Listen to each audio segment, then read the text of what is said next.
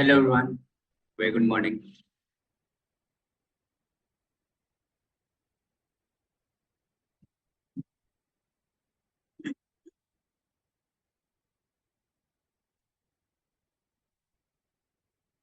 So, welcome back to another session.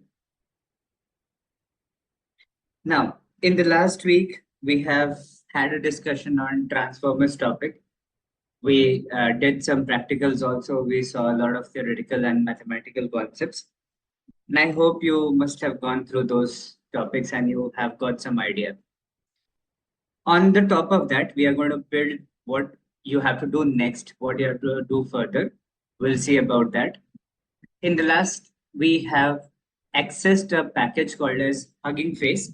And with the Hugging Face package, we were able to access some pre-built transformer models, and we were able to do some text summarization and word completions. Those were the things we were able to perform.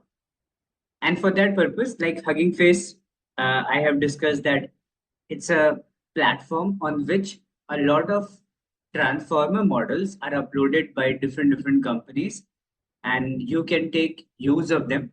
You don't have to create your own transformer model. Someone has created that for you, and you can use that. Now, the next thing was, in that case, we were taking just simple uh, 1-2 line statement and we were summarizing that, or we were checking the sentiment of that statement. But the question is, if you have, suppose, a document, if suppose you have a PDF file or Word file or any website that you want to summarize and you want to ask questions from that, how are you going to do that? Those are the things we will start from today. So it will be very interesting, whatever we are going to discuss. So mathematical part will not be there. It will be very less, and more theory and a lot of coding part will be there, where we will see how the things are done. So the topic for today is called large language models, LLMs. And I hope you must have heard this name somewhere, because it's a very common term you have around these days, LLMs. Right. So how does the LLM work, and what is its connection with the transformers?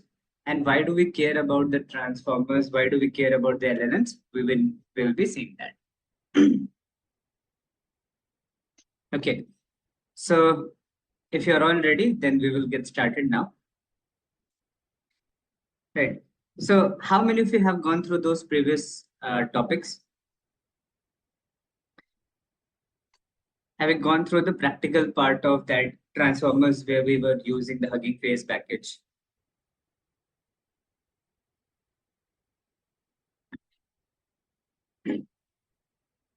Right. So did you experiment with that? Perfect, Bhagirath.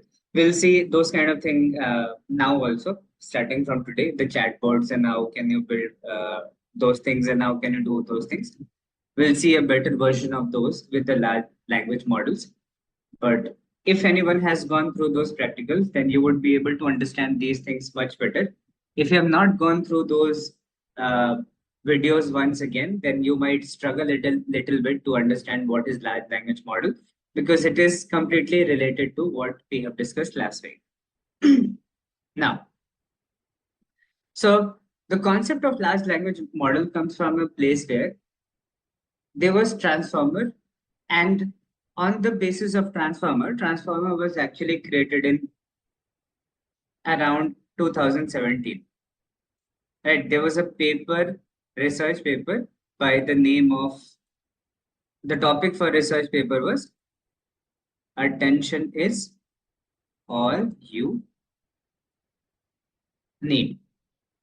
This was the name of the research paper, which started the concept of transformers, because in this paper, this attention mechanism we were talking about was being discussed.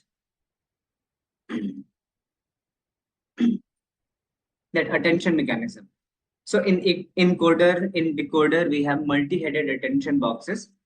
And in multi-headed attention boxes, you have seen that it is able to retain the information, more information as compared to RNNs and LSTMs.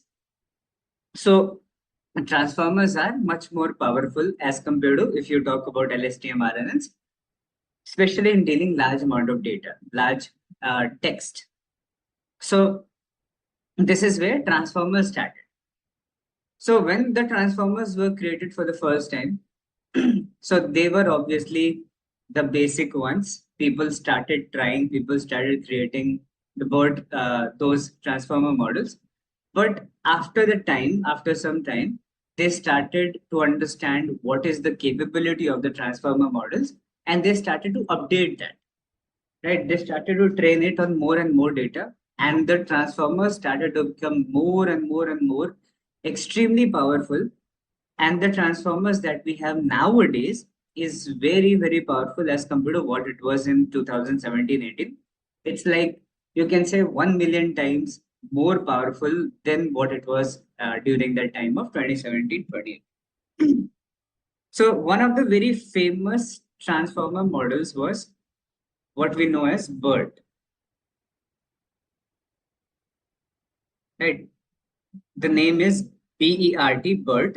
BERT is the name of one of the very famous transformer models that we use nowadays also. And it was created during 2018 when people started to implement the transformers to create multiple models and tools like this for NLP tasks, for advanced NLP tasks. So BERT is one of the very famous model which was created on the basis of transformers, BERT.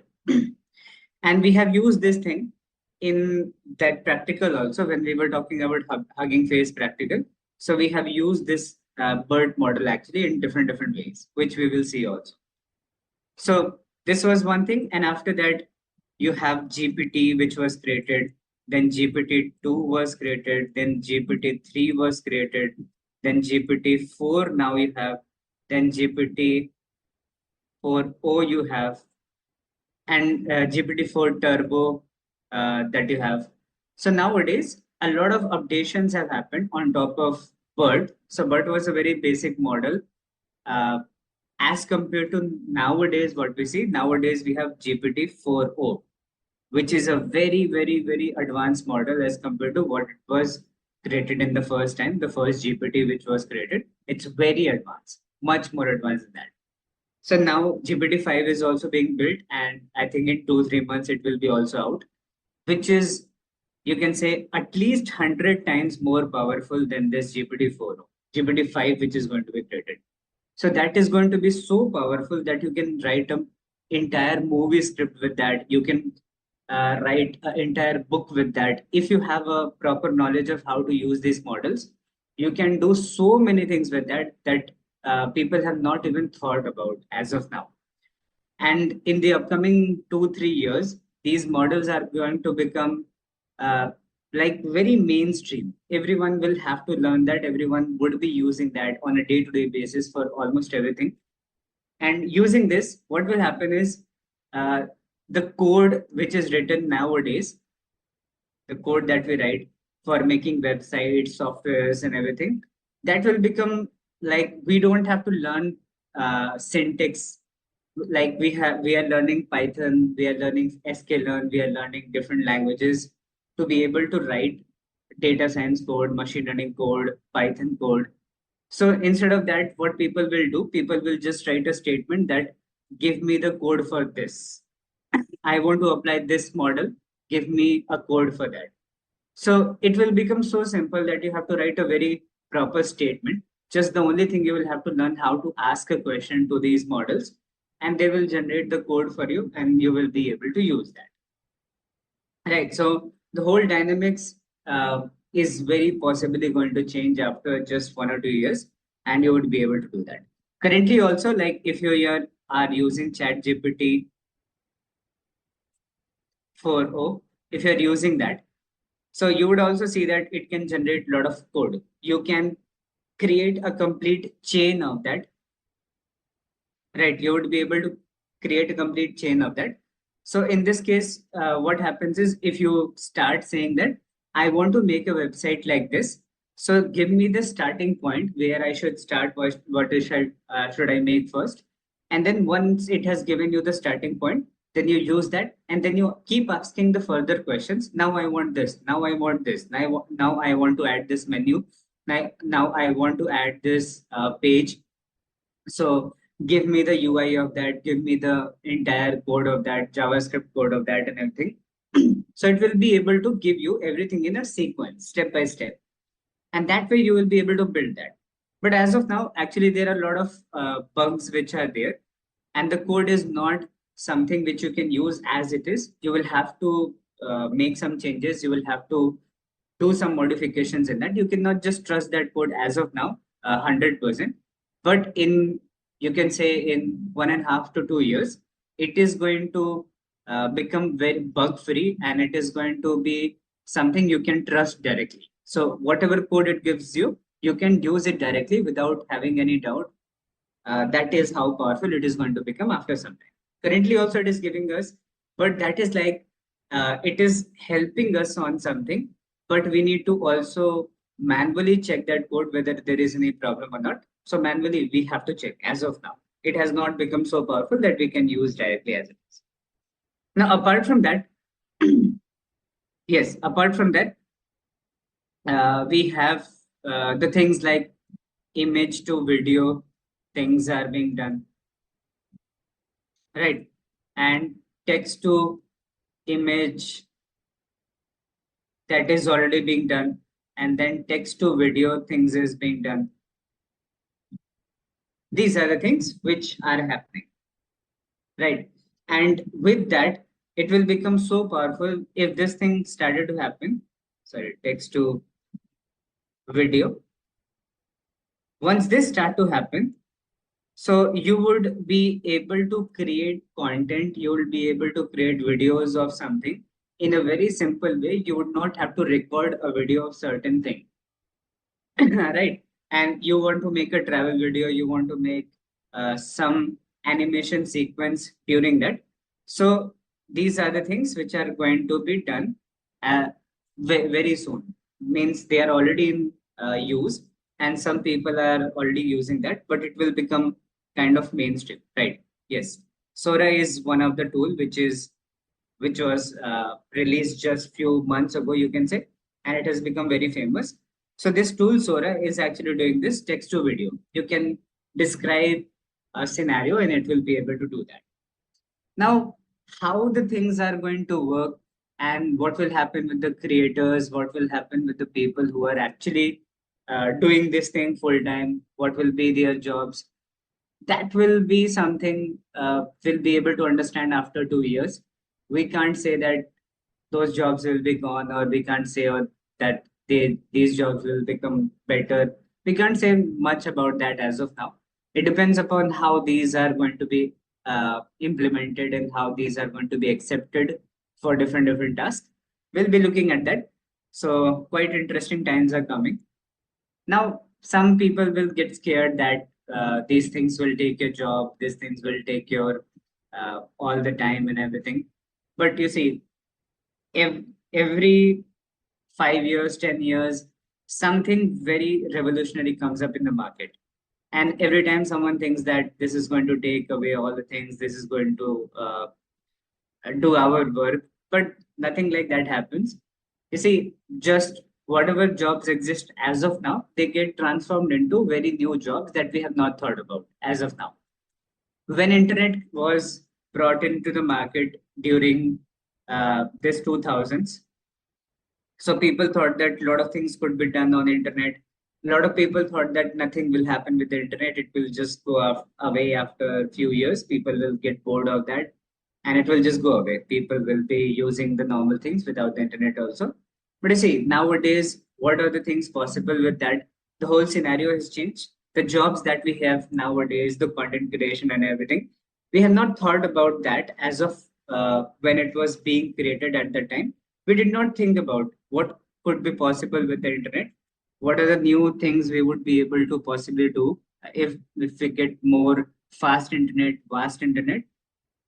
We did not know about that. But now we enjoy those things. Now we have a very different scheme of work as compared to what our parents were doing. So that way also the AI will change the scene, what is going to happen. So it is not that it will take away everyone's job. Then that would be very dangerous. Everyone would start fighting and everything. See, the things will transform. What work we are doing, it would get, I think, more creative, or something new is going to come up, of course, for that purpose. Now, so let's get started with this thing. What is this large language model? Let's talk about these things, and we will discuss these things in more detail, whatever I was talking about. Let's say, where does these stand as of now? So the very first thing we are going to talk about is language models, and then we'll see what is large language model and how do we implement that, what are the tools we have in the market to implement that, and those things one by one. So very first thing, let's imagine a conversation with a friend where the friend starts with a sentence like, I'm going to make a cup of, then there is nothing. Now, on the basis of this statement, you can say that I'm going to make a cup of coffee, I'm going to make a cup of tea, whatever they like. And that is how we can complete the statement. But how did we get this idea? So as humans, we are able to very quickly say that I'm going to make a cup of tea or I'm going to make a cup of coffee. These are the two very probable words which are going to be here. So we know that. Why? Because we have seen a lot of statements like that. We have seen people in the TV shows or people in real life talking about this statement again and again, again and again. Very similar statement we have seen. And after going to make a cup of, after of, we generally know that it's going to be either coffee, it's going to be tea, because we have seen many examples of that. If I would have seen that cup of soup, then I would have said that. But we don't see that much as compared to the tea and coffee. We see those words being put here more probably. So that is how we are able to understand and we are able to predict the next word. Very similar to that also, whatever model is going to be created in the field of NLP to be able to predict the further words, that will also understand the context of the statement. And on the basis of the context, it will see that from the real world, what is the most probable word which can be put here.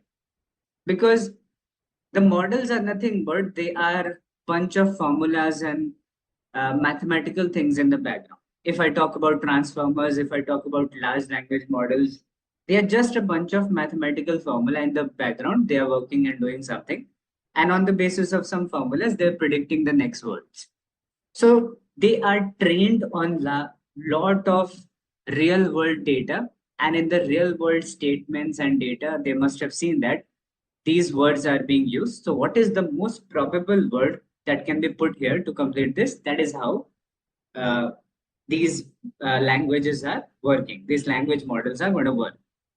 Now, so it learns from a vast amount of text data and can make informed predictions about what word will likely come next in a given context.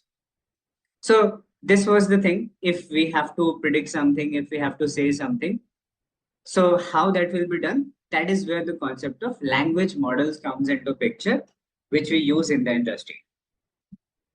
A language model can be defined as a probabilistic model that assign probabilities to sequence of words or tokens in a given language. The goal is to capture the structure and pattern of the language to predict the likelihood of particular sequence of. Like I said, a language model is going to is going to work on the basis of probabilistic model, which will assign probabilities to the sequence of word or tokens that is going to be used in a particular statement. So now there was multiple word that could be there after cup of. So it could be coffee, it could be tea, it could be soup, anything. Now it is going to assign a certain probability to this coffee, to this tea, and to this soup. It will assign a certain probability. Whose probability is more high after that word, cup of tea or cup of coffee? What will be that next word? So on the basis of that, on the basis of probabilities, it then picks up the word which has highest probability according to the data it was trained on. And that is how it is able to predict the next word. Let's assume we have a vocabulary V, right? We have been given a vocabulary. that contains a sequence of words. Now, this word token we will use a lot of time. If it is written 200 token, so simply replace this token with words. That will be easy for you to understand because tokens mean nothing, just they are words. So suppose we have a vocabulary that contains some sequence of word denoted as word 1, word 2, word 3, and word n. Some multiple words are there. The LM assigned probabilities to every possible sequence or order of word belonging to a vocabulary. The probability of the entire sequence can be expressed as following. Now, how does it assign probabilities and how does it going to see that the next best thing is going to be this word? Suppose we have a vocabulary chase the cat, the mouse, right? The cat chased the mouse. Suppose the statement is like that. The cat chased the mouse. Now, what is a correct pattern to represent that? So first, you know that a statement is broken down into tokens. Tokenization happens and they are broken down into tokens. And this tokens is what we are calling as vocabulary. So if 109 statement is given, so whatever tokens are there, whatever unique words are there, that becomes a vocabulary in that case. And in that case, the different things it will write. Chase the cat, the mouse. This sequence, the possibility of this sequence is this much. The chase, cat, the mouse. This is having this much sequence. Chase the mouse, the cat. This is having this much. And the cat chase the mouse is having this much probability. And the mouse chase the cat is having this much probability. Now you can see overall, the probability of this statement is high. So it is going to say that this statement seems to be better, and we will be using this statement on the basis of these words given to us. Right. So if only words are given and you have to make a statement, so what probable statement should be taken? Which one looks to be better in that case? So it is going to assign the probability on the basis of what it has learned on the basis of the given data. Always remember, when these things are done, they have always been trained. The language models we are talking about, they have already been trained on a large amount of data, and then we are looking at how it will predict those things. So the knowledge is coming from a trained model. Already we have given it a lot of data to work on to understand. On the basis of that, it is getting those information. So language model must have external knowledge for them to be able to assign meaningful probabilities. Therefore, they are trained. Correct. To be able to understand these meaningful context, they must be given some external data on which they are being trained. So this is what we are looking at. Now, during the training process, the model learns to assign higher probabilities to the words more likely to follow a given context. After training, the language models can generate text by sampling words based on learned probabilities. Right. So during the training process, the model learns to assign higher probability to the words more likely to a given to follow a given context. So when it is being trained on a large amount of data, then it start to learn which statement is used a lot. And when that statement is used a lot, what are the words that come one after the other? And on the basis of that, it start to then make connections between them. Like, I'm going to make a cup of coffee. This statement would have been present a lot of time in the given data on which it was trained. So I'm talking about a very large data, like billions of statements on and hundreds of billions of statements I'm talking about. So on the internet or in the books, in the articles, wherever we get the data, the text data to train it, we have given it a large amount of data. And in that data, it must have seen that the statement, I'm going to make a cup of tea, I'm going to make a cup of coffee, would have been used a lot. And as compared to both the statement, which statement was used even more? The I'm going to make a cup of coffee was used more, or I'm going to make a cup of tea, that was used. So on the basis of that, it start to make those connections that after this word should be present. It start to give possibilities, probabilities to the next word during the training phase. And after that, once it has learned all the possibilities, you know that transformers can remember all the knowledge for a very long time. They don't forget those things.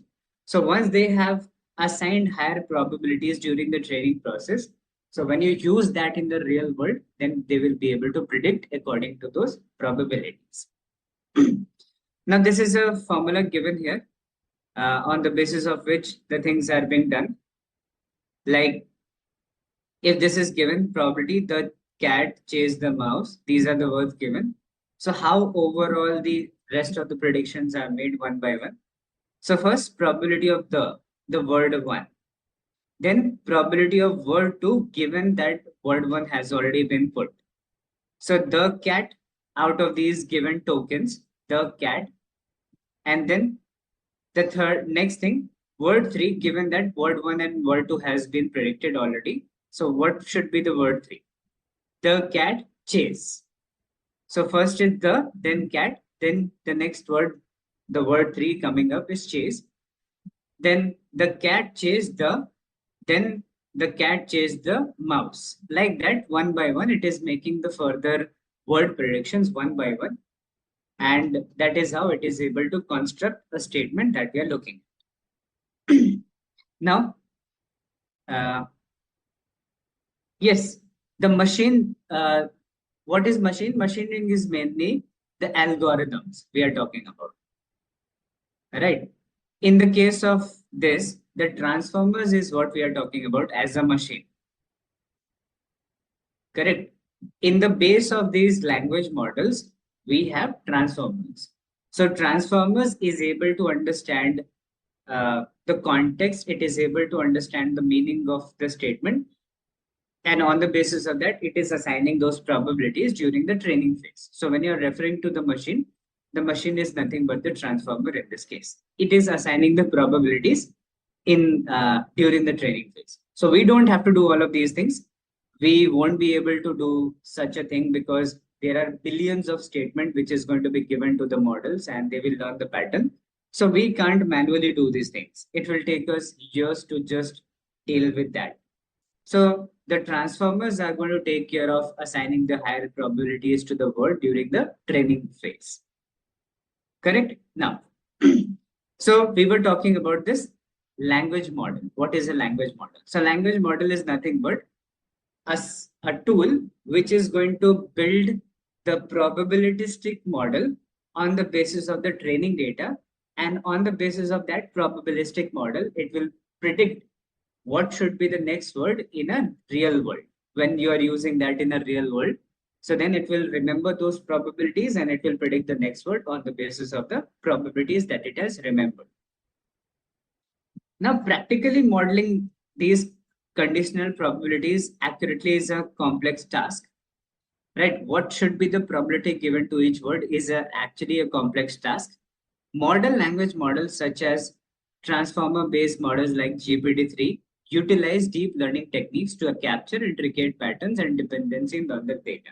Like I just said, so this is a very complex task. So the modern language models, which are these transformer-based GPT-2, GPT-3, GPT-4, GPT-4o, they will be able to give these probabilities to the words on the basis of what was there in the training data. And then on the basis of what it has learned, it will be able to predict the further words in that case. Now, there was one very famous model, which was called N-gram model, right? And it was very famous some time ago during, I think, 4 or 5 years ago, it was very famous, N-gram model. N-gram model was just one way to predict the further words when NLP was being used. So this was very famous. And what is N-gram model? It is just a type of language model, which is saying that N-gram models are type of probabilistic language model used in NLP and computational logistics. These models are based on the idea that probability of a word depends upon the previous few words. Right. So Ngram says that if I have to predict the fourth word, so the fourth word largely depends upon the last three words. And that is what N is here. So how much previous words we are taking for a context, that is what, right? That is what we have this n-gram model. Now, in this case, when we are talking about n-gram, so we have unigram, which is 1 gram. Then we have bigram, which is 2 gram. Then we have trigram, 3 gram, and 4 gram. Now here, what is this unigram, bigram? You see, they say 1 gram means one word we will take to predict the next word. If I have to predict the fourth word, then I will see just the previous word, which is the third word, to be predicting the fourth word. If I do that, if I just take one last word, one previous word to be able to predict the further things, so that is 1 gram. And if I say bigram means we will break down the given statement. If I am given, I am going to make a cup of, if this statement is given to me, I'm going to make a cup of. So that will be broken down into two words. I am, right? I am going to make a cup of. This was given to me, right? So if this is given to me, what is 1 gram going to do? So 1 gram model, which is unigram model, it is going to say that we will break down these entire statement in single words. I am going to make a coffee, single. But what is this bigram going to do? Where I take 2 gram.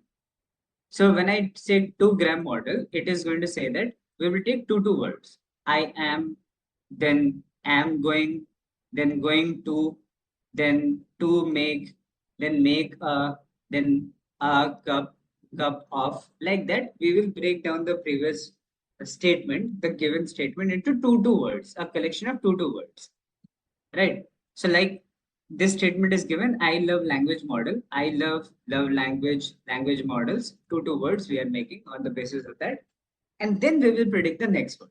So if I have to predict the next word here, if I'm using 2 gram model, I'll be using the previous two words, cup of. We are looking at the previous two words, cup of.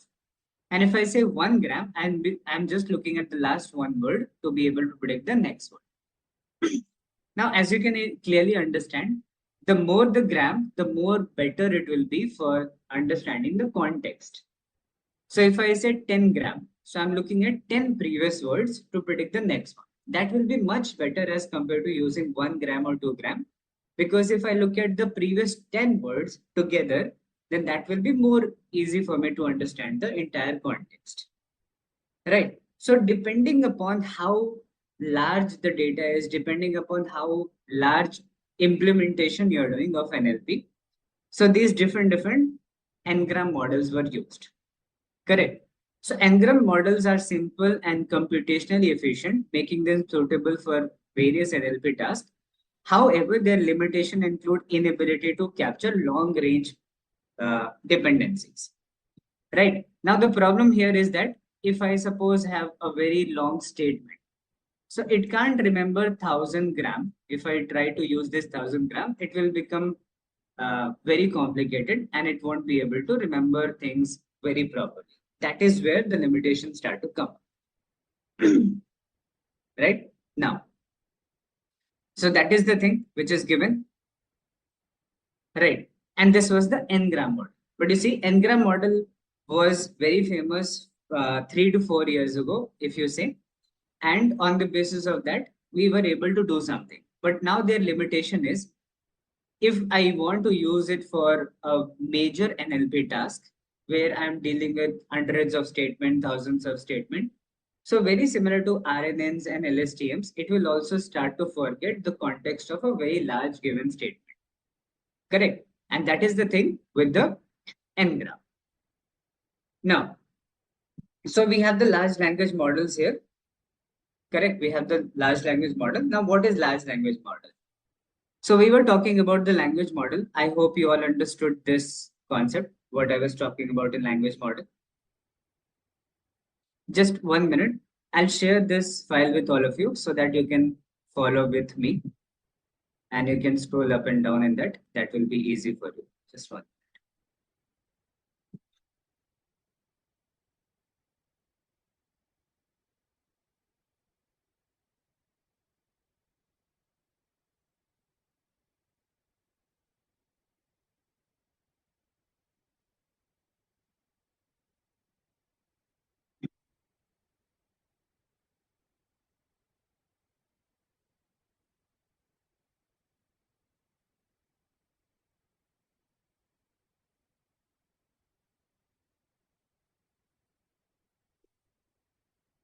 Okay, I've given that, and you just download it and you can then follow with me for then. Now, so we were talking about what is a language model overall. Simply understand one basic summary of language model. It is nothing but it is a probabilistic model which assigns probabilities to the words given in a sequence, right? And that is the thing being done in the language models. Now, if I have to perform this on a large scale, that is where the concept of large language models comes into the picture. Correct? So, okay, there was a question. If you are using 2 gram, but at the end we are left with one word, then how will it work? Okay. For 2 gram, we'll have 2 words and the target will be third word. Yes, if you see, if you're using, let's say, 2 gram, and we are having only one word at the end, I think it will be able to pick that. You see, if I'm using anything, so that will be automatically be written into two words. I don't think that problem will happen that only one word is there.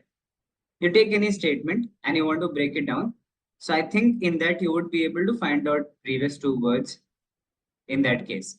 If by chance there is one word remaining, so we can take something twice. Means if suppose at the end I'm just getting this models, only one word is there, second word is not there. So in that case, I can just repeatedly use this processing model.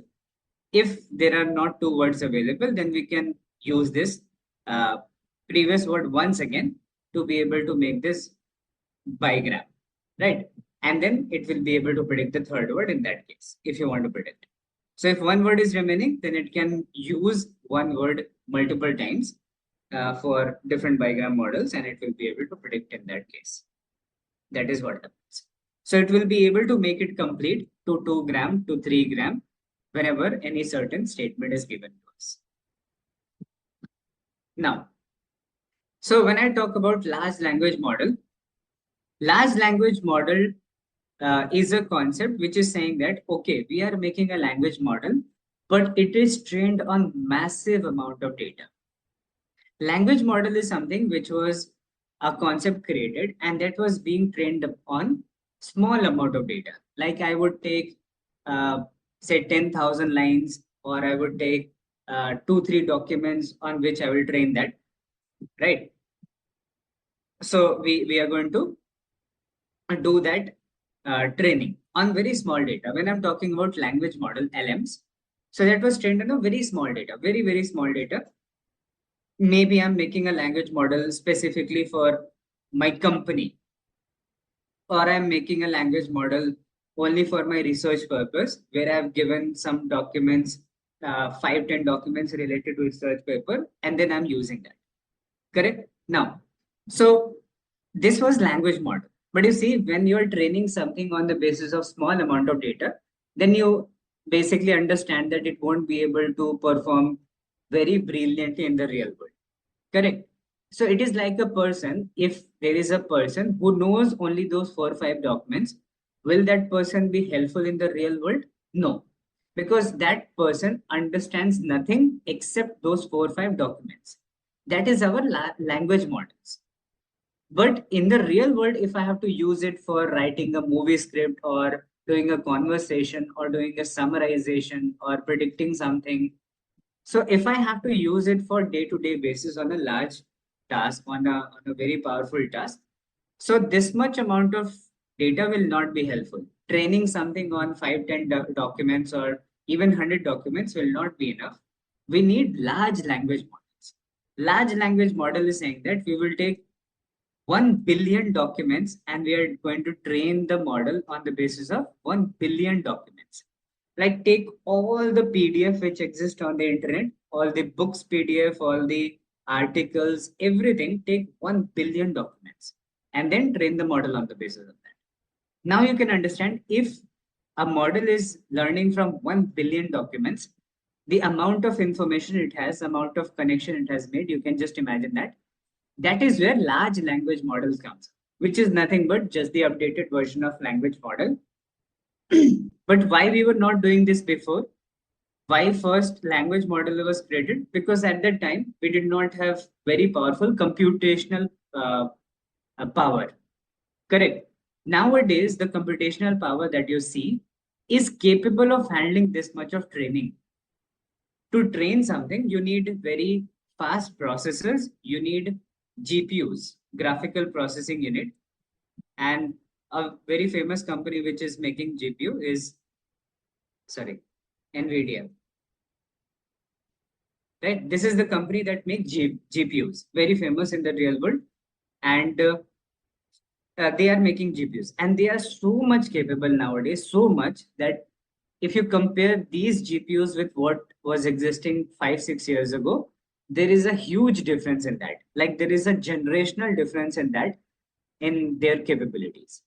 So large language model training is possible nowadays because of a very exponential increase in computational power that we have nowadays, which we were not having in 2015, 16, 17, 18, like that. We did not have that much computational power.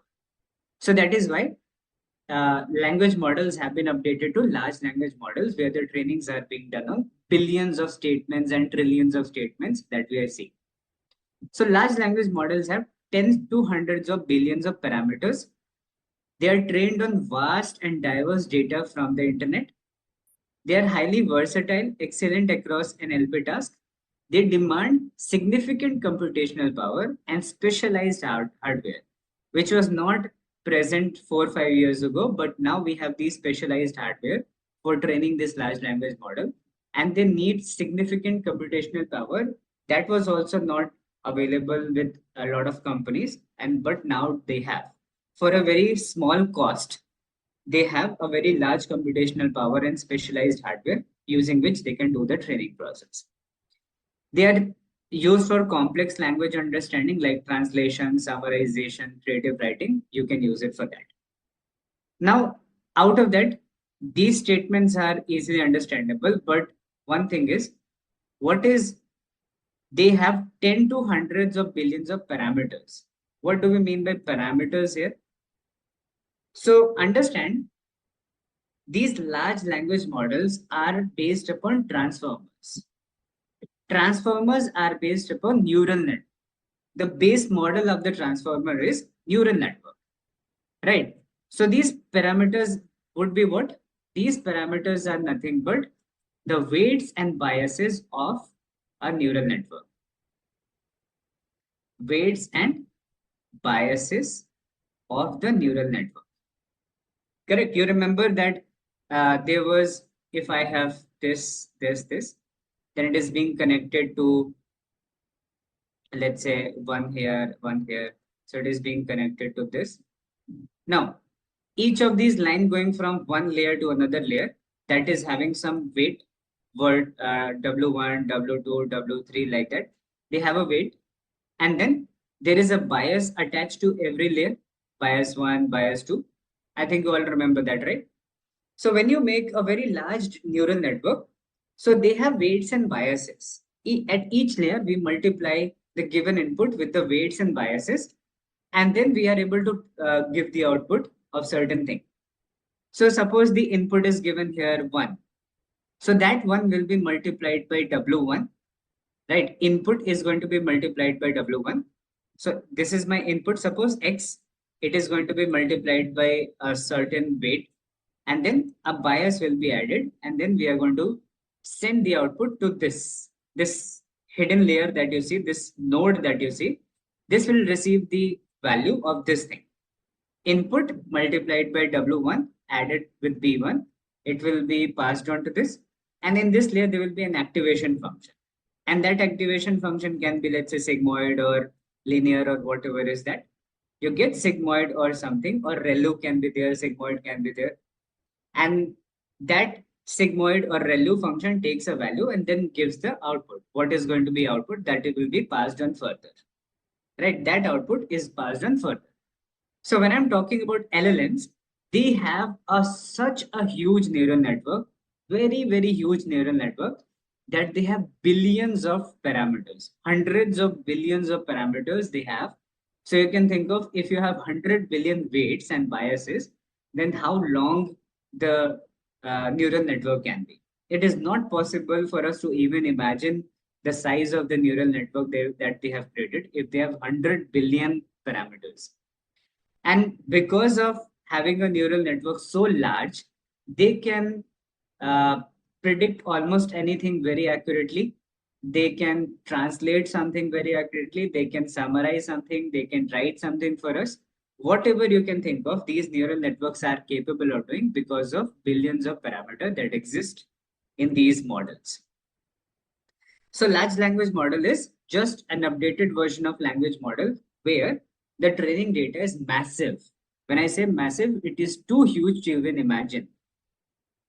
The most notable LLMs, the most famous ones that we have in recent year, have been built on transformer architecture. Previously, most language models relied on CNNs or RNNs, right? Whatever previously the language model we were creating, they were dependent upon CNNs, RNNs. But nowadays, the LLMs are built upon transformers. Now, the models, the language models which were created on basis of CNN and RNN, they had limitations that after some time, they will have the vanishing gradient or exploding gradient problem and they cannot learn much. But with the transformer, they can remember infinite context. They don't forget anything. So because of transformer architecture, the LLMs can be created to be huge, very, very huge, right? And that is the thing we are looking at. Now, the interesting part starts here. We were just talking about the basic ideology about language model and large language model. The main part start from here. The main technical part start from here. Now, what type of LLMs do we have? You will have a lot of doubts clear today. You must have heard about a lot of tools, but which tool does what? You might not know about that. We are going to clear that now. So we have something called as types of LLMs. So language representation model are characterized by emphasis on bidirectional context understanding.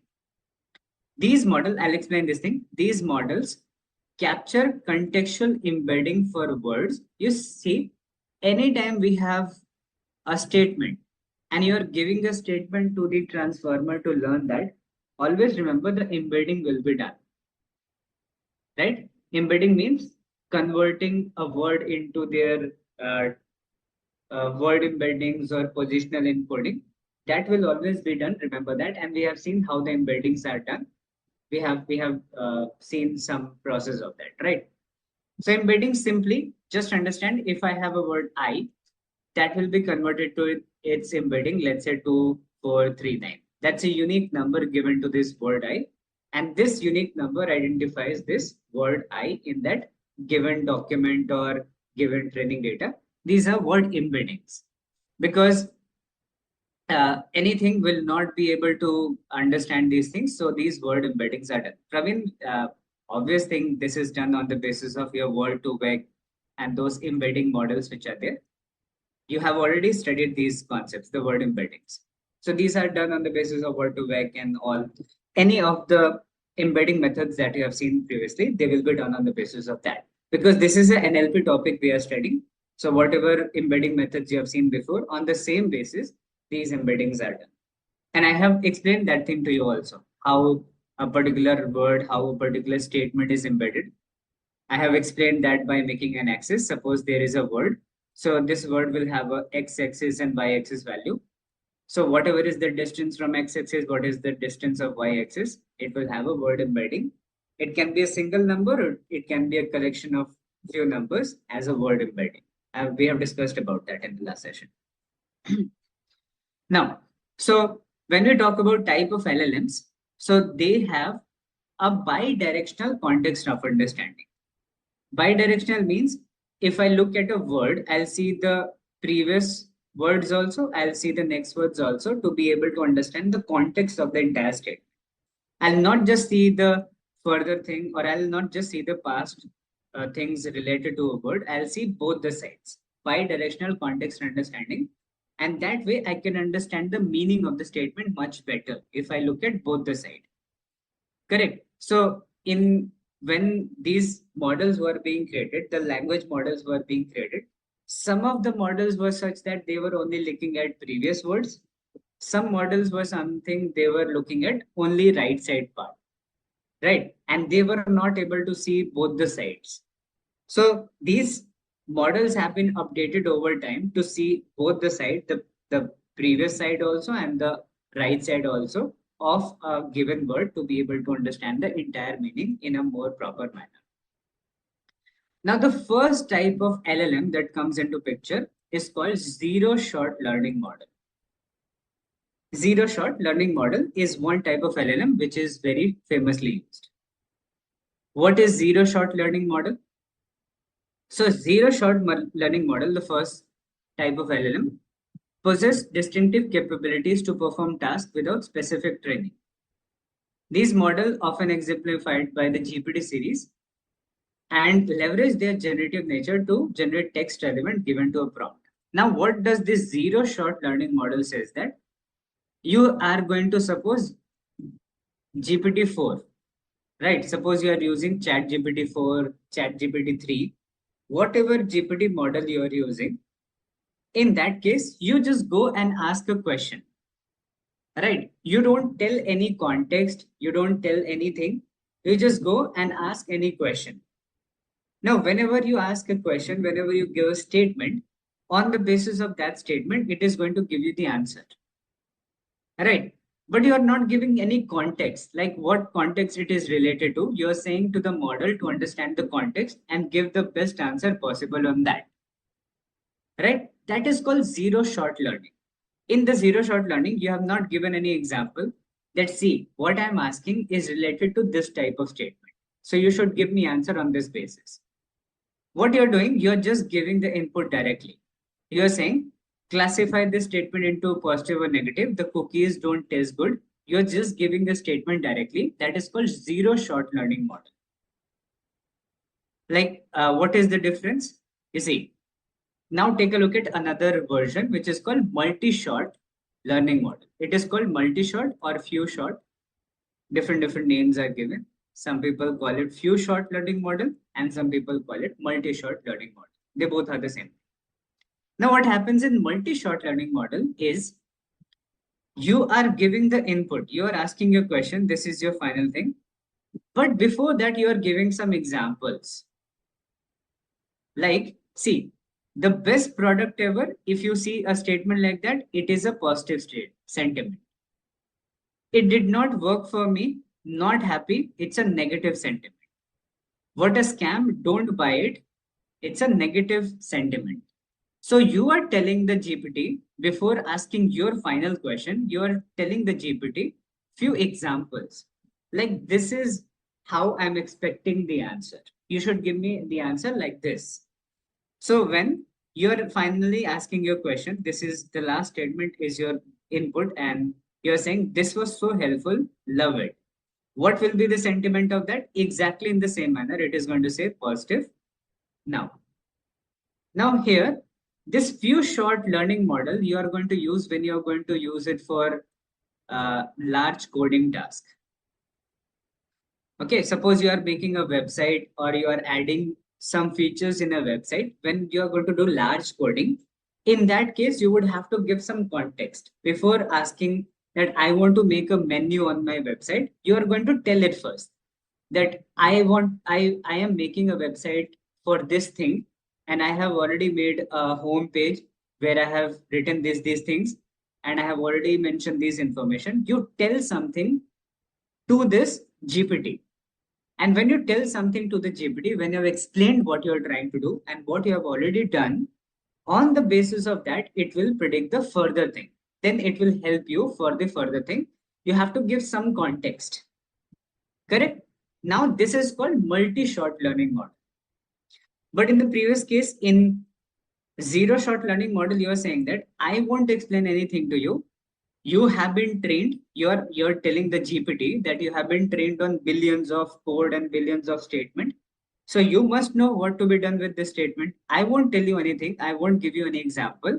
You just look at this and you tell me what should be the best answer that you can give. I won't tell you what kind of answer I'm expecting. you tell me what is best according to you.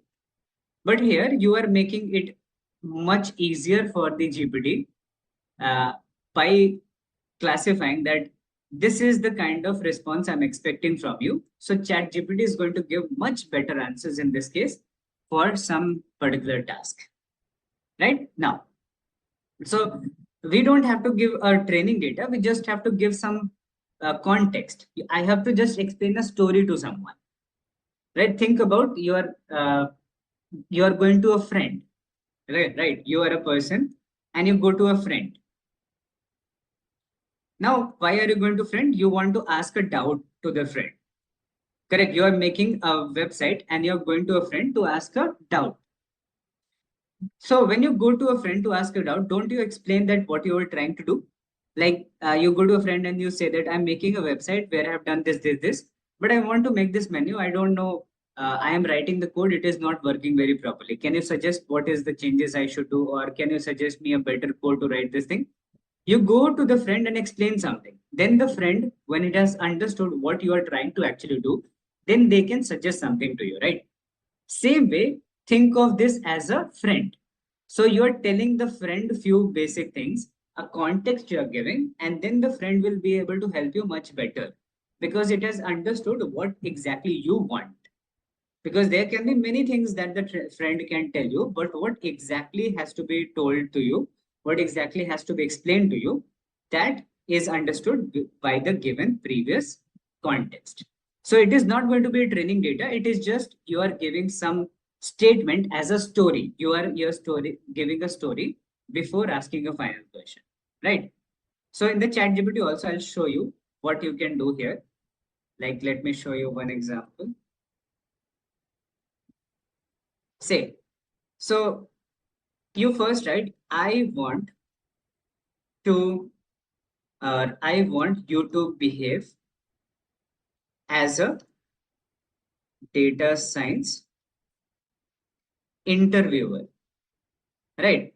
So we are saying that we are giving this statement first to this chat GPT model, right? I want you to behave as a data science interviewer. Correct. Now, ask me questions related to machine learning, right? Ask me questions related to machine learning from very basic.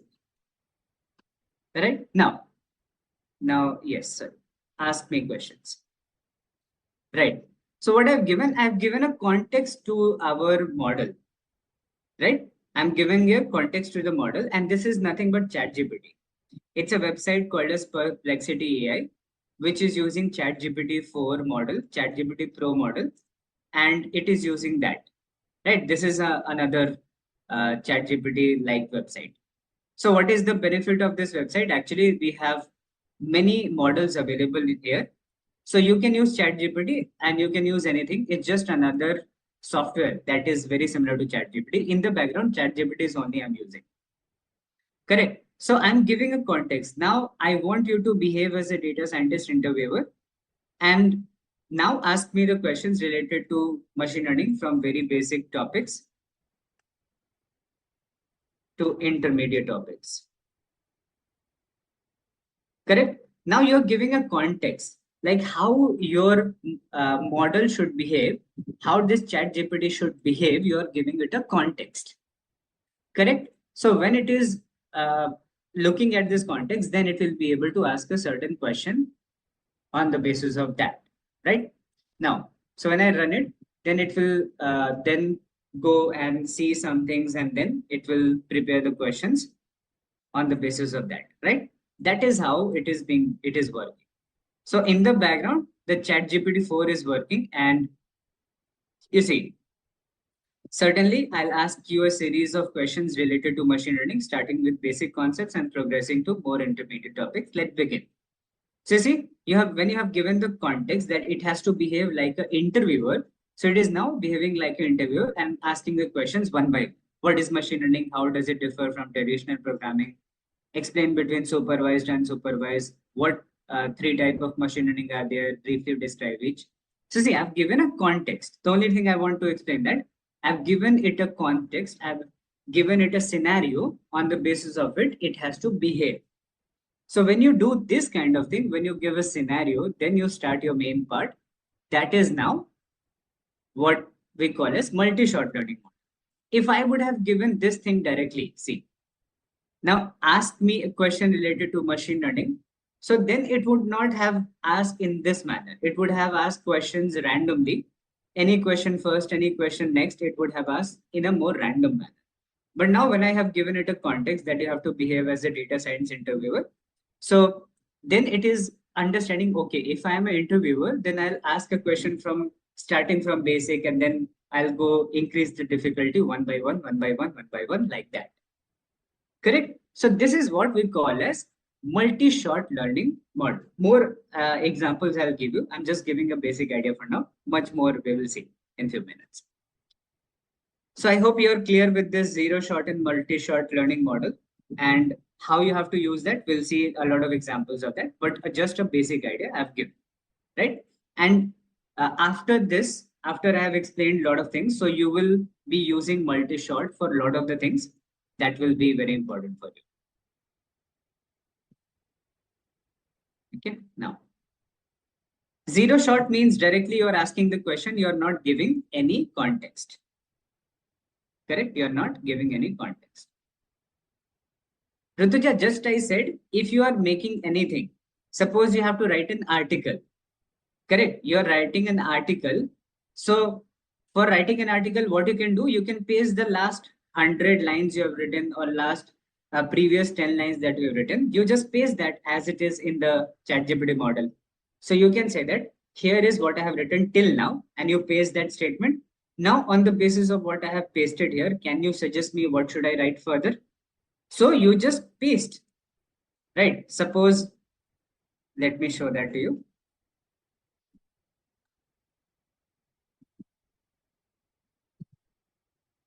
I go to this ChatGPT and what do I say? I go ahead and say,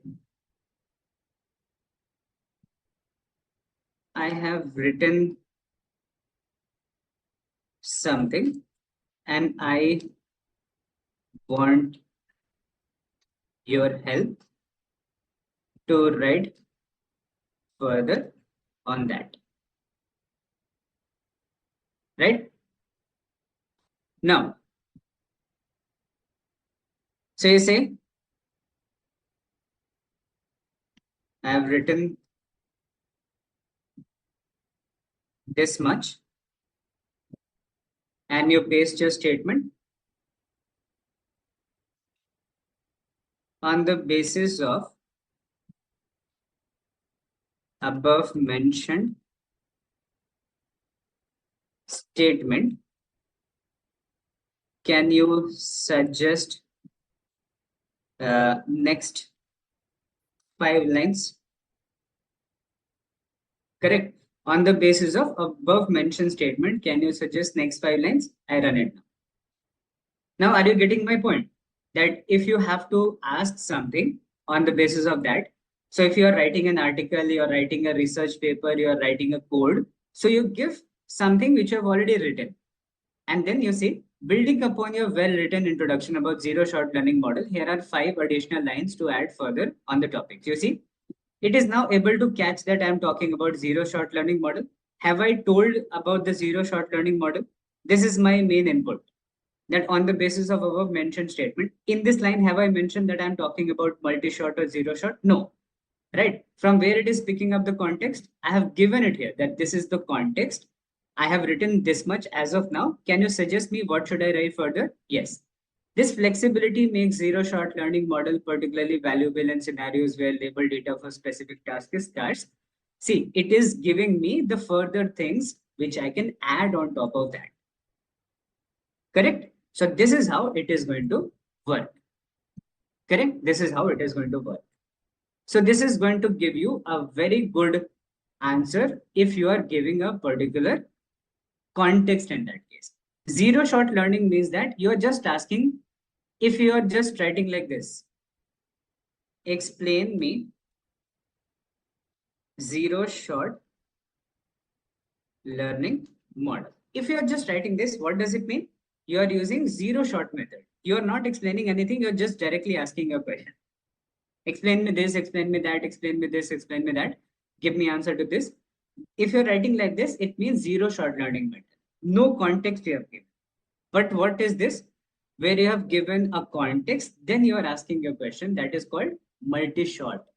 Now you can give one context, you can give a huge context that depends upon you and the type of work you're doing.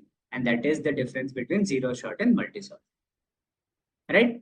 And now the accuracy will be depending upon what type of thing you are talking about. Now, this is a technical knowledge. So these technical things will be already available on the internet in many places, right? So these kind of answers that you're getting will be very accurate. But if suppose you are asking it to write a poem for you, or you're asking it to write some creative thing for you, there it might not be 100% accurate, because it is giving something on the basis of what it thinks to be correct. So there you have to see that manually. But if you're asking any technical thing which is already available in many websites on internet, then you can get close to 100% accuracy. You can use it as it is. So I hope all of you understood this thing very clearly now, zero shot and multi-shot.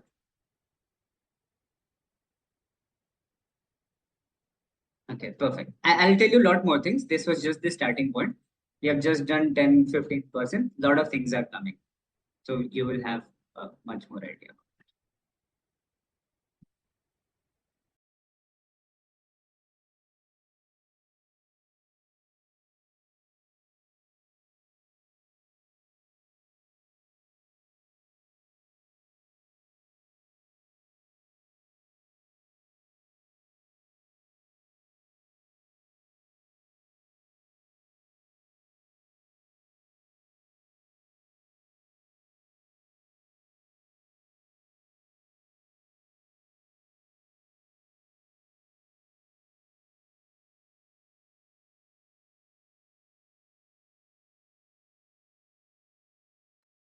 Yes, Indrani. See, both the things are done. Sometimes it searches the content on internet. Sometimes it gives the answer on the basis of what it has already learned. Both the things happen. There are two different methods available to us. I'll be explaining both of them. When does it search on the internet, and when does it use the only the pre-trained logic? I'll explain both of that. There are both things that happen, depends upon what you are using at a given time. So both I'm going to explain after a few minutes.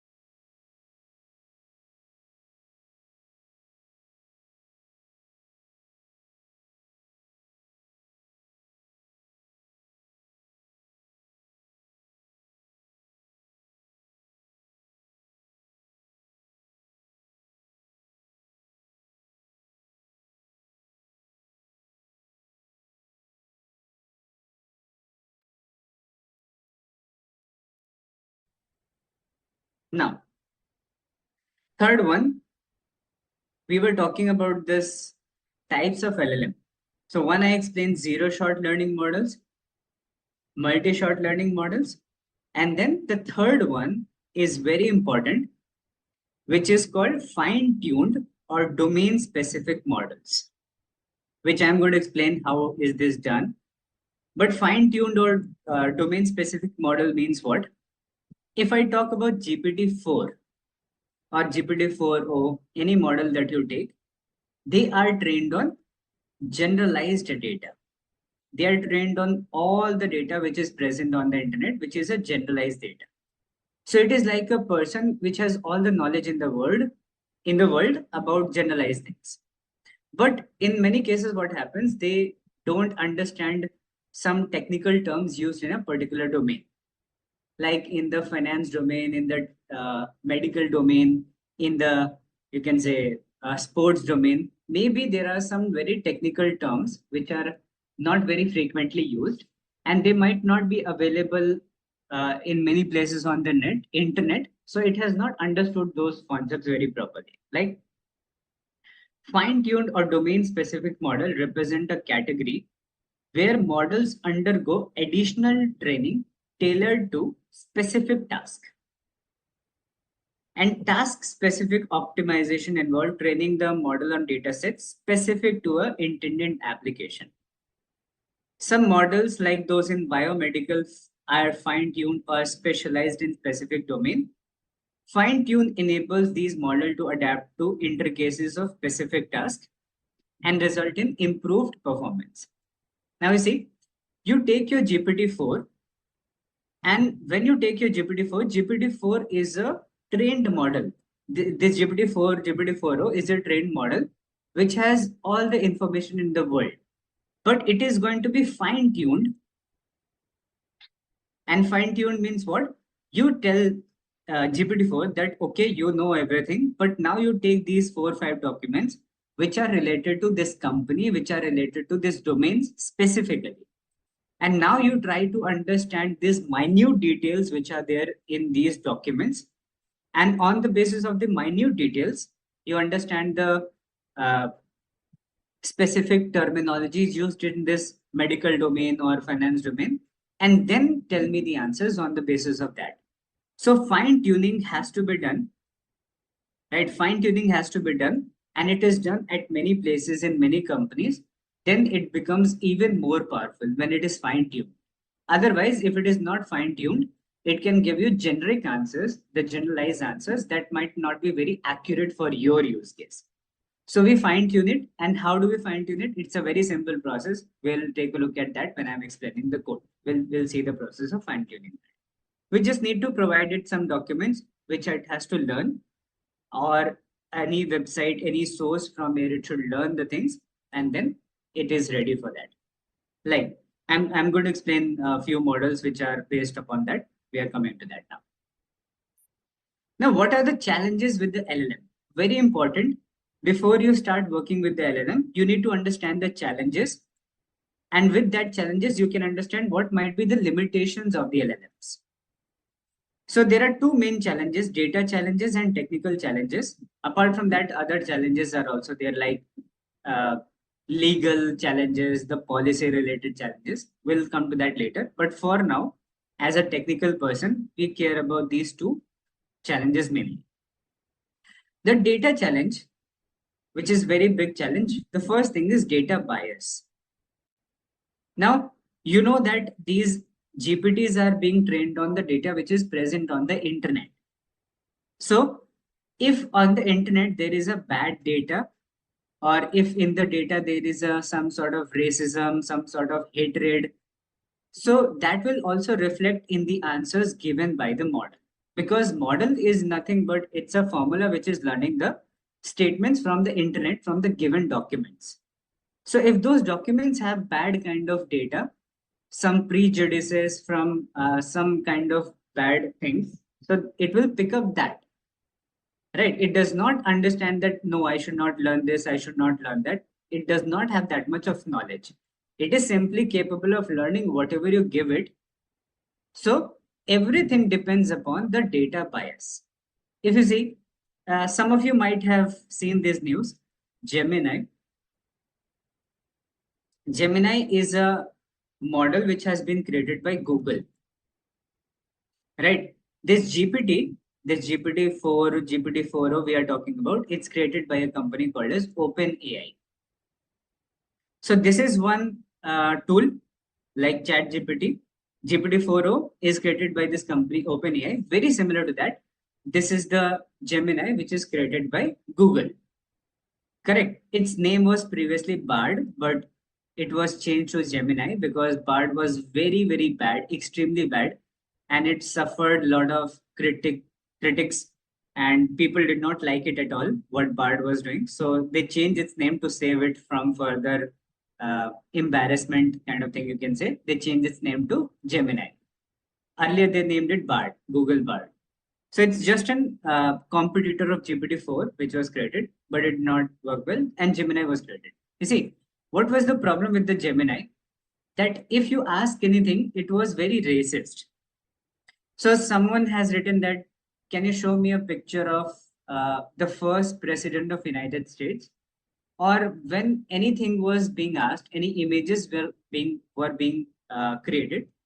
So sometimes they were all black, right? Even the presidents of the US, UK, who were very white people, their images were shown as black people. And when you were talking about the black people, their images were shown as the white people. And because of that, they have suffered a lot of backlashes, embarrassment, and everything. And that was the problem that happened with the data bias. In the data bias, what happened? Maybe the training data is bad, or maybe the person who is handling this, that person is bad. That person has given these kind of biases in the data. Because of it, it is giving nonsense and weird results. So the person who is training that, they might not be good, or they might have added some bias, you can say intentionally. So that is one problem that can happen, because maybe they wanted to manipulate the masses regarding something. So for manipulation purpose, they might have added some intentional bias about something. Suppose they want the all the world to hate a country, or hate a religion, or hate something. So they might add a bias regarding that. And anyone who is searching for a certain topic, when they will start to see multiple statements hating something, so overall in the entire context, the hate will be spread across that. That's a very big problem.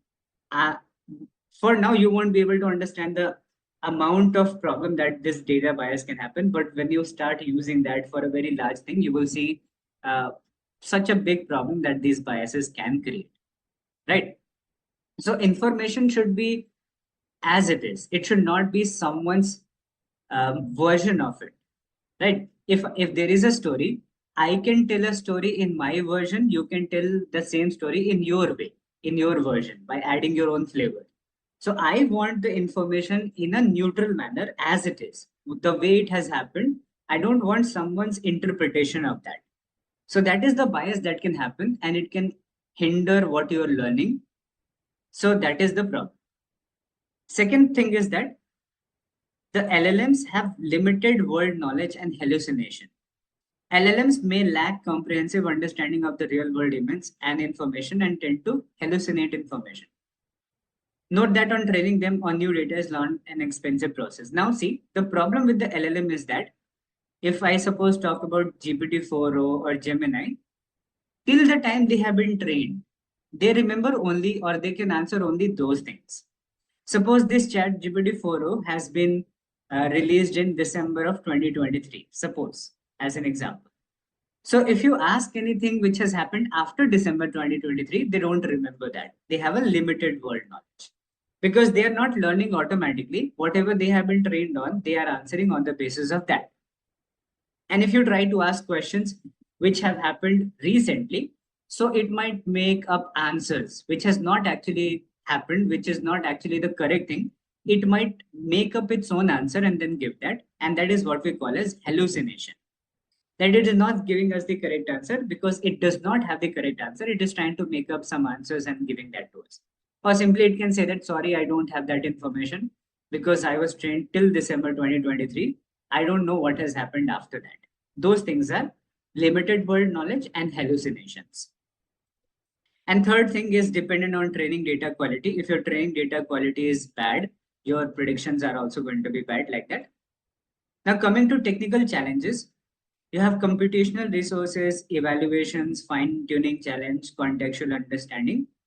These are the technical challenges. Like if you want to make your own LLM, so you would need a huge amount of data. Then you would need a huge amount of computational resource. You can't make a LLM on your laptop or one system. You can't make that. You need like thousands of systems connected together to be able to train that. It can't happen just on your own laptop, but it can't happen on one system, right?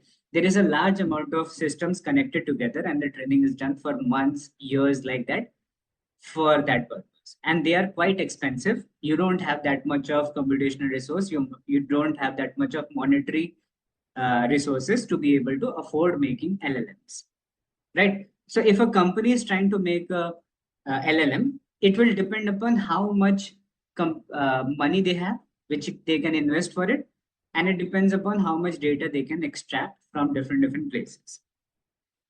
Now, suppose there is a startup versus there is Facebook. Facebook is a huge company, and a startup is a very small company as compared to Facebook. Now, Facebook will have a huge amount of data because they exist from 2006 onwards. They exist in the market, and being in for more than 15 years, they have a lot of information. Correct. And then a startup might not have that information. Can startup extract information from any website anywhere without permission? No. A startup cannot extract information from any website without the permission of the company. They will have to suffer the lawsuits. They will be any company can give a lawsuit on that, and they will have to go to jail and they will have to fight in the court for that. So a startup can only acquire that information which is freely available, and that might not be much. That free information might not be much. So that is why whatever LLM a startup can make versus whatever LLM the companies like Facebook, Google can make, there is a huge difference that is going to be there. Correct. So computational resource, then evaluation, like how are you evaluating whether the predictions or whether the training is good or not? How are you evaluating? That's going to cause a problem. The fine tuning challenges. So if you're trying to fine tune that, so you might not have that much document. If suppose you are trying to tune it on medical related data, so you might not have a lot of medical related data or documents that is enough for learning the things about medical field. Maybe that is not enough. Correct. And then you're talking about contextual understanding. So they might not be able to pick some context if they are too weak. If their data is less, they might not be able to pick context in some cases. Correct. Now, so OpenAI has, you see, partnered with different companies. They have partnered with Facebook and this Google and Amazon, and they have taken their permission to be able to collect data from their platforms, OpenAI, right? And you would see that OpenAI has a lot of investors from very big companies, and they have given access to the data present on their servers and their website. That is why they were able to collect the data. And there are so many, you can say, cases going on where they have illegally collected data from some website which they have not taken permission from. So there are a lot of cases going on, and they have illegally mined the data, illegally connected the data. So that's a thing. But OpenAI was a company in which a lot of people invested, and they have given access to a lot of resources in that case. That is why they were able to collect data regarding that.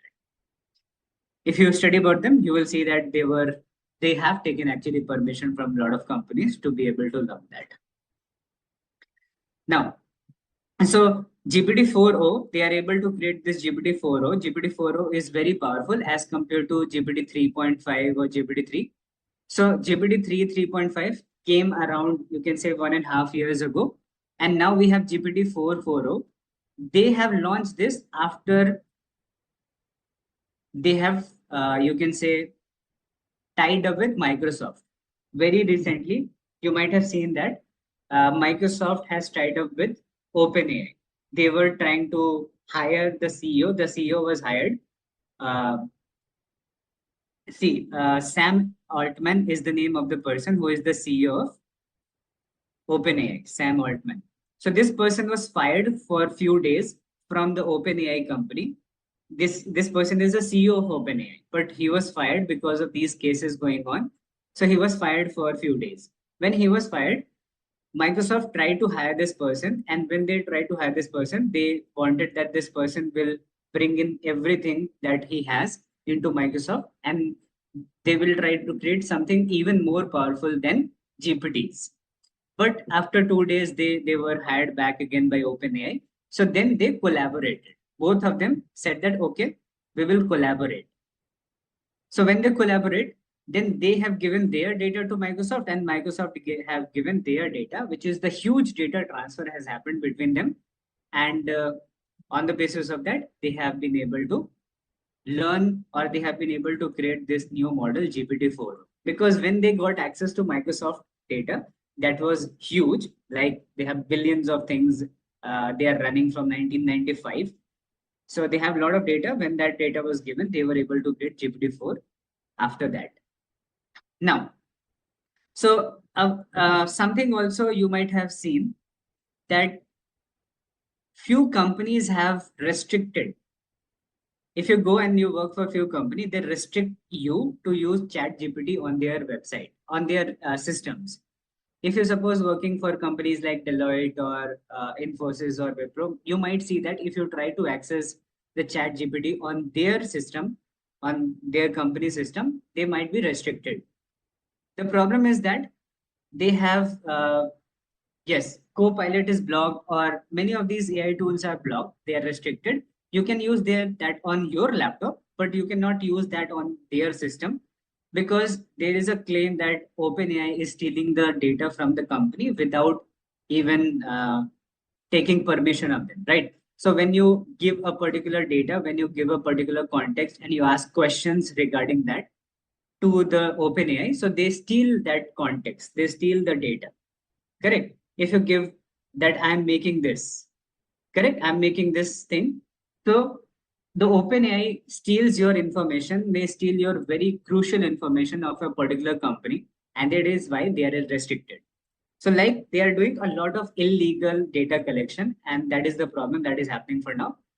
No one knows for sure whether they are stealing or not stealing, but that is the case going on. That is why they have restricted that in many of the companies. They don't want that OpenAI should be stealing their data. That will be, of course, very dangerous for those companies. So they don't want that. So, like many of the company, like yeah, PwC has their own GPT. Many of the companies have their own GPTs now they are using. If they are very major companies, they will make their own GPTs because they can access a lot of data and they can fine tune it for the specific company information that they will be using for. Correct. So that is going to happen. But for now, a lot of concerns are there, how data is being collected and how the privacy things are being taken care of. There is a lot of concerns regarding that because this is something very new. So a lot of laws are also not there regarding these things. So they are coming up and they will improve after some time. But you see, privacy is, someone says that there are privacy, but there is no such thing as privacy, as you already have some idea about that, right? Now, so we have seen these things. What are the challenges with the LLMs? We have got a basic idea about that. Now, LLM use cases. What are the use cases we have of LLM? What LLM can do in the real world, basically. So to give you an idea about that, let me show you a few things. See, so this is an image created by some person whose name is Aishwarya Naresh Reganti. She works for Amazon, I think Amazon US or Amazon UK. I'll share other information regarding this also. She has written a very complete documentations regarding generative AI, regarding the LLMs, how LLM apps are created, what is, how do you give prompts when you are asking questions. So everything she has written in a very detailed manner. I'll share that information you. A lot of things I have also used to make these documents, which I'm teaching you, and that is open source, that is free, so you can study from that, you can use that. Now, so she has made this image, and you see LLMs can be used for content generation, it can be used for language translation, text summarization, question answering chatbots, content moderation. If you want to do create any educational tools for that purpose, also you can have it, and information retrieval. Now, educational tools are adapting with the use of AI.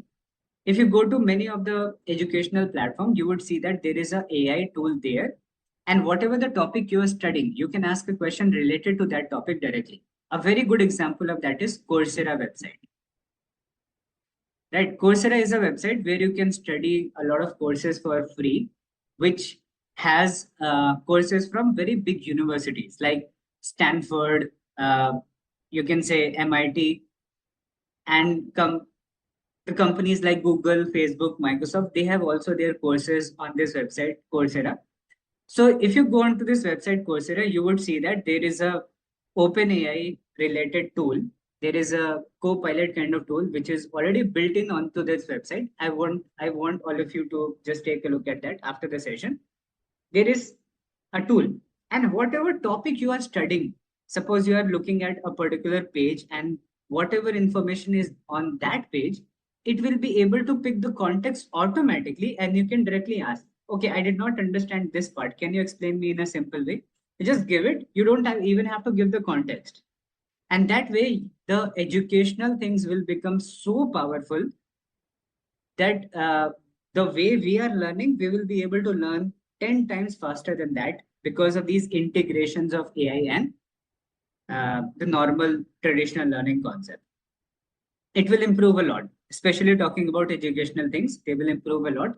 Second thing improving a lot is content generation. You would see better content, you would see uh, out of a lot of, you can say, data, you will see only the thing which are required for us. Nowadays, you see, what is the problem? The problem is too much information. We don't have the problem of less information. We have the problem of too much information. And because of that, what happens? People get stuck in learning phase for a very long time. You see, that might have happened to you also, and that you might have seen with a lot of other people also, that you keep learning for something for a very long time without doing the practical implementation of that. You think that, okay, let me learn a little bit more, let me learn a little bit more. You don't feel confident enough. You see that on the internet there are so much information available, I don't know anything, I just know this much, so let me learn a little bit more, let me learn a little bit more. So you keep watching a lot of videos, you keep reading books upon books and articles upon articles related to something. You already know that topic, but you are thinking that no, I don't have enough information, I need to learn more. And because of that, because of this too much information, you delay your practical implementations and you suffer according to that. So that content generation part will become very good because you will be able to create content for yourself. You don't have to depend upon some website or something to give you a particular content. You can go to just chat GPT and you can give that, I want this much of information only, I know this much, I know I want to ask this much, can you explain me, can you tell me? So it will give you just what is required. You don't have to watch 5 videos and 15 articles for understanding that. That will increase your learning pace with the content generation part that is coming up very soon. Now, these are the use cases of LLM, the basic use cases. If you want to see more, uh, according to particular industries, so I'll share these images with you. In marketing and advertising, what things can be done. In retail and commerce, what things can be done. In education industry, what can be done. Healthcare, what can be done. Finance, legal, media. So legal also, a lot of new things are happening, interesting things are happening in legal. You would not need many lawyers for simple cases. If you are stuck in, you would not need lawyers because there would be some special tools, specialized fine-tuned GPTs, which will be available very soon for a very minimal cost or for free of charge. on which you can ask something. Suppose there is a land dispute and you are suffering from that, or someone has put up a fine which you think is not good, or maybe incorrect fine has been put on you. You can just go to those GPTs and ask a question regarding that, and you will get advice legally with what are the sections you can quote, that according to the section, this fine is not correct, or I should be liable to do this, I should be given this freedom. So you would be able to do all of these things, a lot of these things in that case. And then especially for media, for defense, for human resources, for fashion, different things are being done. And very soon, you can say in 1 year, you would have tools which are going to help you in these cases. So you would not need to do a bunch of these things. Yes, insurance comes up in this financial health. And agriculture also, there is there. I'll share those things. So if you search also related to agriculture, there are special GPTs. I don't think there is a special GPT created for that, but very soon it will be done. Right now, so these are the examples I'm discussing in which these advancements are happening. I'm not saying they have been already done, but the GPTs are being fine-tuned for these industries to be able to do the task mentioned below. And other tasks also, these are just example for you to understand what is happening. Now, if you want to take a look at the tools which are available on the internet for you to use that for different tasks. So suppose the first blue section you see is for consumer. What we as consumer, as humans, individuals, what we can use are these character.ai, inflection, chai, this TikTok, then Instagram, WhatsApp. These are all the AI related tools or AI integrated tools which I can use for different purposes. I can use Remini and Lanza for avatar generation. I can use this Speak, Hello, Study for education part. For music generation, I can use these different tools are there, which can generate a particular music. I can integrate in a song which I am writing, I'm trying to create like that. So very similar to this, for almost all the things which you think of, there is some sort of AI tool that has been created, which you can search, which you can take help of, like here. So I was using this tool, Perplexity. Just few minutes ago, I was showing you. This is one tool, Perplexity, which is very similar to ChatGPT and Google's Bard. And there is a u.com that is also same like ChatGPT, like that. No, Perplexity is free also, paid also, both. ChatGPT is also free, also paid, both. So the paid one is, of course, much powerful than the free version, but free version would be enough for many of the things you have done.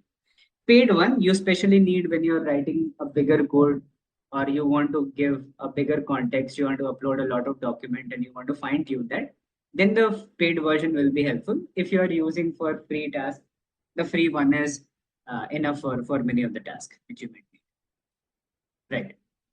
You see, when you're using the paid one, that's like, you can say easily they are 50 times better than what is happening with the free ones. They are very powerful, and they will become very less expensive in upcoming 6 months or so. They will become very less expensive for you to use that. Currently, many of these tools are like 2,000 rupees per month, but they will become, I think, around 1,000 or 800 or something very soon. Just it's a matter of time. Now, so these are the things. I'll share this with you. And apart from that, I want to show you one thing here, which is this. I'll share this website also to all of you. Here it is mentioned all the things, the way or the timing at which they were created. We have all the things mentioned here. So when was GPT-3 launched? When was GPT-4 launched? And what other tools are there? So that is all mentioned here. Like GPT-2, you see, BERT was a model I was talking about. BERT is one of the starting models which was based upon transformers. Correct. Transformers was launched in 2017 and BERT was created around 2018, which was one of the first transformer related model. Nowadays, for some simple task, we use that. But on the basis of BERT, the new models and advanced models were created like GPT-2, T5, Megatron 11B, then GPT-J, then GPT-3, then you can see Jurassic 1, Flan. They are different models. You don't need to know about all of them. After some time, you will be able to remember. But I'm just showing you, it is mentioned that on how many parameters they are trained and during what time they were launched. So see, at the bottom, it is mentioned about the year. And here you see 175 billion parameters it is mentioned. So they are based upon a neural network which has 175 billion parameters, weights and biases. It's such a huge neural network on the basis of which they are being created. Correct. So if you see the famous ones are this Claude is a very famous, GPT is a very famous one, and then this Flan is a very famous one. Then Llama is a famous one created by Facebook. Right? Llama is something created by Facebook. That's a model. In your WhatsApp also, if you update your WhatsApp application, some of you must be seeing AI integration in your WhatsApp, right? That is Meta AI, Llama, they might have written, right? Meta AI, Llama 2 or Llama 3, something like that. Many of you would be able to see that on your WhatsApp. So Llama is a model very much like ChatGPT, which is created by Facebook. Facebook's name is Meta, basically now. So they have built that. So Llama is a famous one. Then Flan is a famous one. GPT is a famous one. Claude is a famous one. Then Mistral is one famous one. Mistral Large, that's a very famous one. Grok is a famous one. So like that, after some time, you will be able to understand which are the ones used for different purpose. But I'm just giving you some idea that when they were launched and all the things you can see. If you want to see for a specific company, you can scroll a little bit and you can see what are the models built by Google. Just Google if you want to see. So these are the name of the model built by Google. If you scroll a little bit, what are the models built by OpenAI company, which are the GPTs launched by OpenAI? So they have launched GPT-2, GPT-3, GPT 3.5, Web GPT, GPT-4, uh, which is currently also being improved. And if you scroll a little bit, so what models Microsoft has launched? So they have MT-NLG and the Bing Chat. Nowadays, they are working on Bing Chat. Then for Meta, you can see for Meta has these different Llama and different versions they have launched. So these are being done. And when I'm talking about the updations they are doing, they are just making that larger and larger on more amount of data. They are training that. So I've shared this website. You can just take a look and you will be able to understand what is happening here. Let me discuss few more things, 5 more minutes, and then we'll continue this further. Now, so I've given this use cases. I'll share the images also. So you can take a look. Now, how are we going to use LLMs effectively? Last thing for today.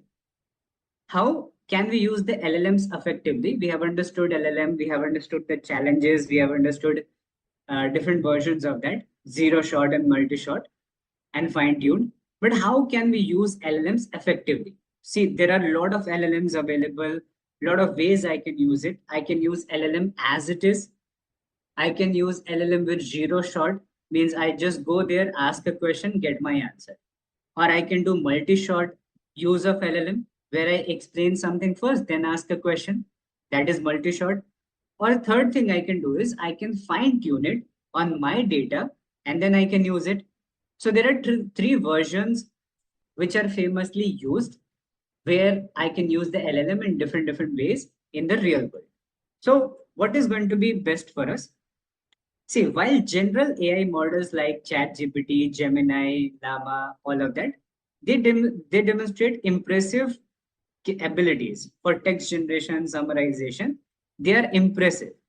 If you ask something from them directly, then you are going to get the correct answer in many of the cases. Sometimes it might be a little bit less accurate or something, but in most of the cases, you won't have any problem with the answers given by these chat GPTs without even fine tuning. You can use as it is by going there, ask question as it is, you will get very good answers.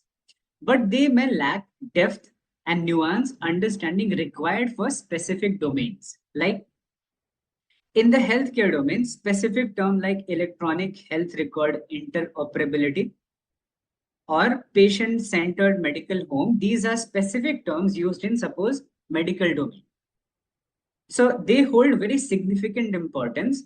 All the patients have something related to that. They have their electronic health record and their patient-centered medical home. These are the terms related to almost, let's say, every patient. But that generic language model may struggle to understand this properly. They might not understand these technical terms and the importance of this technical term in the medical domain. They might not understand that. So for that purpose, for this specific purpose, using the fine-tuned model will be more better. But if I'm using the chat GPT for creating any article or for summarizing something, then I don't need to do fine-tuning, because whatever information it has from the internet, that might be good enough for us. So somewhere in specific domains, they need to be fine-tuned. For what purpose? If I use the fine-tuned or domain-specific LLM, they will have more depth and precision. They will be overcoming their limitations in understanding or giving more precise answers. They will enhance user experiences. They will improve efficiency and productivity and address privacy concerns. Now, in enhanced user experiences, you will see that there are a lot of chatbots being created. And if you go to some medical websites, uh, maybe some hospital related website or any medical website, you might see some chatbot which are trained on the basis of doctor patient conversations. So how a doctor asks a question, how a patient respond, then how a patient modify their questions. So the way a doctor patient conversation happen, those chatbots will be trained for that. So those chatbot will behave like your doctor.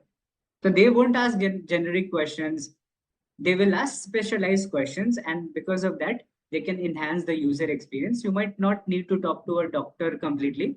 Many of the solutions you might get from the chatbot itself. You're suffering from stomach ache or headache, and from 2 days it is not improving. Condition is not improving. It might suggest you some things regarding that, and you might not need to go to doctors in that case, right?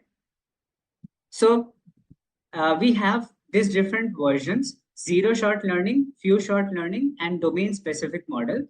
Domain specific model will be required a lot in domains like these uh, medical domains, but it might not be required in all the cases.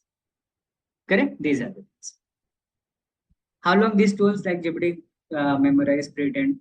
See, it will be able to memorize that forever, forever. And they are not going to forget that.